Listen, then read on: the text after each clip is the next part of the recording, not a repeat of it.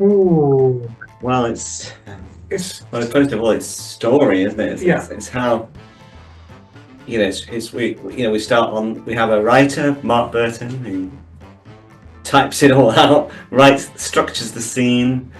We often preempt that with lots of conversation about that, and before anything happens, and Mark writes it.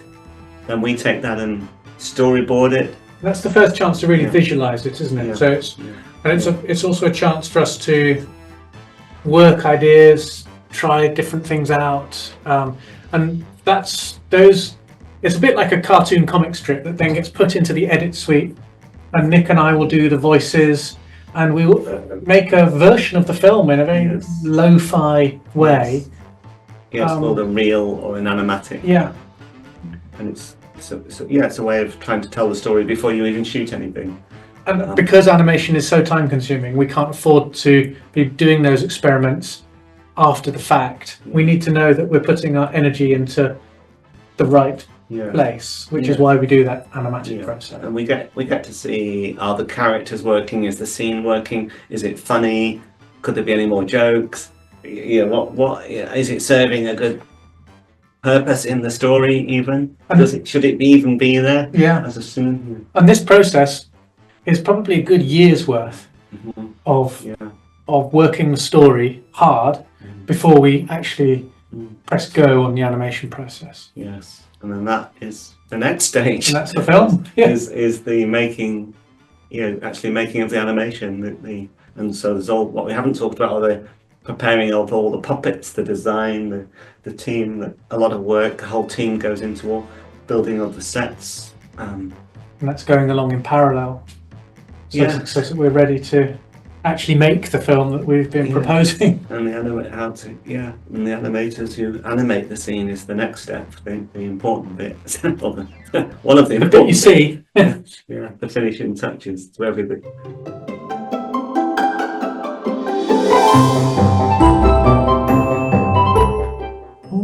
Oh yeah, I mean, in The Wrong Trousers, there were 7 special effects shots, which it's before the days of digital. But there were old-fashioned types of effects, I won't go into that.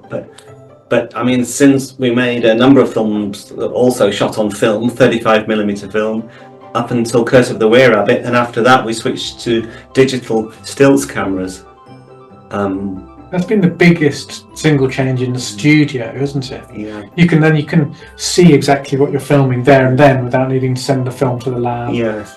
The same stop motion technique, but just shot on stills cameras. I think that's important to say that the core handcrafted technique has remained the same throughout, and the technologies that have evolved are around some material technologies and some digital production technologies, but they've all been, the way we've used them has been to support and enhance the core craft of stop motion, which at its heart is a handcrafted art form.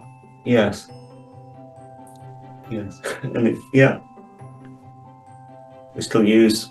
We have a whole visual effects team working on adding visual effects like any movie has, really. To produce fog, smoke, fire, explosions, whatever it is, water in this case, a lot of water involved, which has had to be digitally produced. But so that the challenge was how could it fit into a stop motion world, because the qualities are a bit different.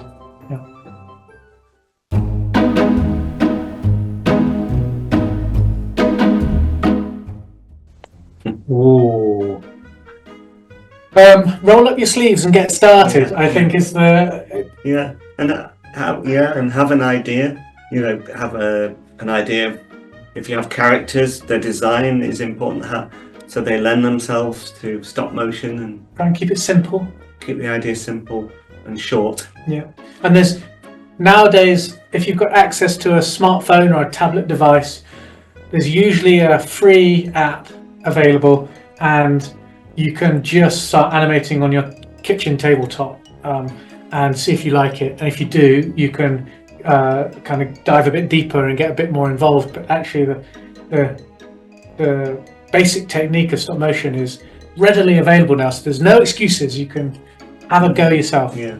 Buy some modelling clay and just start with some balls of modelling clay, whatever colour, and just let your imagination go and start changing frame by frame, having the shapes change shape gradually. See what comes out of your head.